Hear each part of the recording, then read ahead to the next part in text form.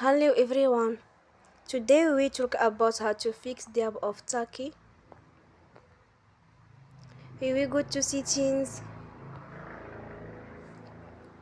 then we click on apps. After that you will search the app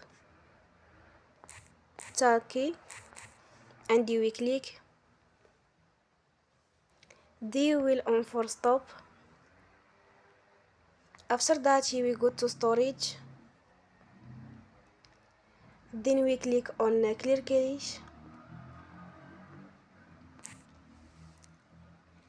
In the end, turn off your phone and you will recharge your phone again. Don't forget to support us by like and subscribe.